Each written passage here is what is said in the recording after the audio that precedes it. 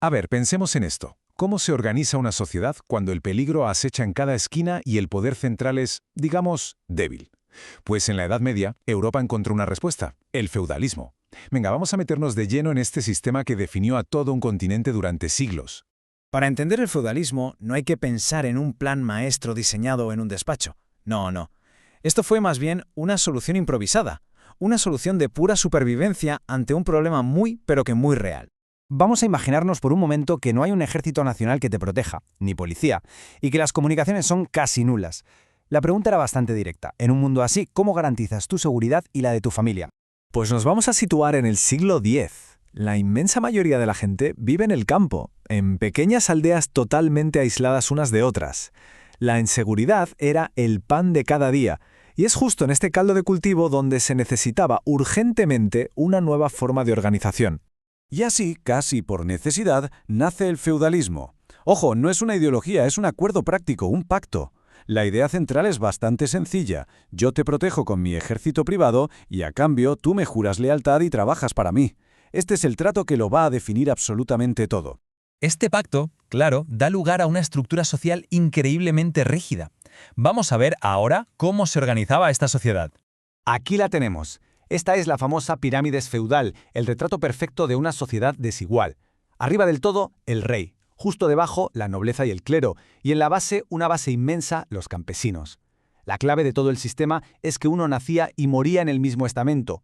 Movilidad social, nada. Eso era sencillamente imposible. Pura ciencia ficción. La gran división social no era tanto entre ricos y pobres, sino entre privilegiados y no privilegiados. ¿Y cuál era el mayor privilegio de todos? Pues no pagar impuestos. La nobleza y el clero estaban exentos, mientras que todo el peso económico del sistema recaía sobre los hombros de los campesinos y artesanos.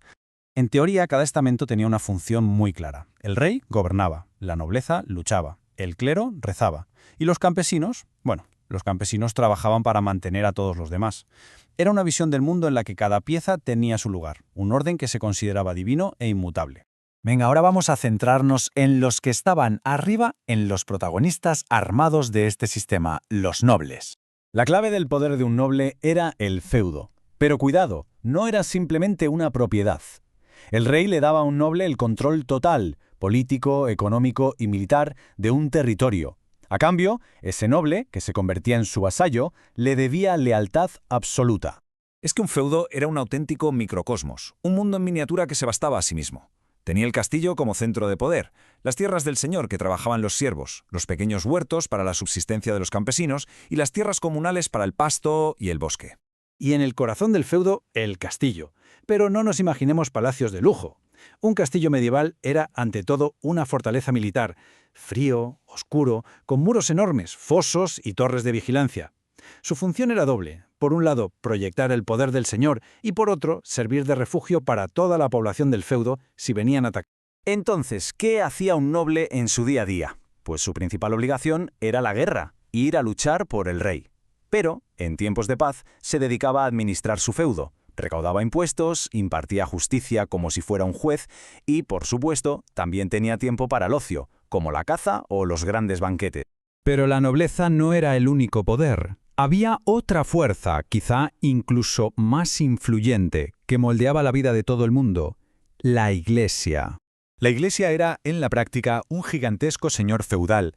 Poseía extensiones de tierra enormes, no pagaba impuestos y además cobraba los suyos propios. El más famoso era el diezmo, que era ni más ni menos que una 10ª parte de la cosecha de los campesinos. Su poder no era solo económico, sino también cultural y espiritual, controlando la educación y el pensamiento de la época. Y ahora bajamos a la base de la pirámide. Vamos a ver cómo era la vida de la inmensa mayoría de la población. El campesino, el siervo, era la pieza esencial sobre la que se sostenía todo el sistema. No era un esclavo, pero tampoco era libre del todo. Estaba literalmente atado a la tierra. Su pacto era simple: ofrecía su trabajo y parte de su libertad a cambio de la protección del señor feudal y de un trocito de tierra para poder alimentar a su familia. Claro que este pacto de equilibrado tenía poco. El señor, en teoría, debía proteger a la gente y poco más.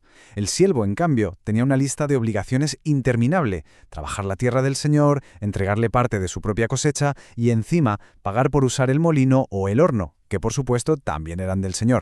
La agricultura, claro, era muy rudimentaria.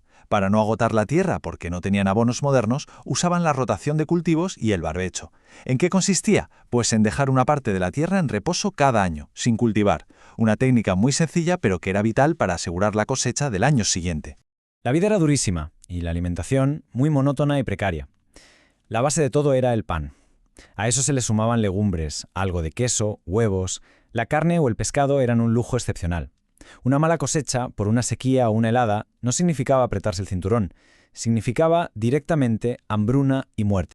Muy bien, vamos a recapitular un poco las ideas clave para entender cómo encajaban todas estas piezas del puzzle. Esta es la cadena de dependencias que lo sostenía todo. El rey, que necesita un ejército, cede tierras a un noble. Ese noble se convierte en su vasallo. A su vez, este señor feudal ofrece protección a los campesinos, que se convierten en sus siervos y trabajan para él. Es como una cascada de obligaciones que va de arriba hacia abajo. En esencia, y para que nos quede claro, era un sistema político y militar diseñado para gobernar y defender un territorio en una época de muchísima inseguridad. El feudo no era un regalo para nada, era el pago por un servicio militar y político que era absolutamente indispensable.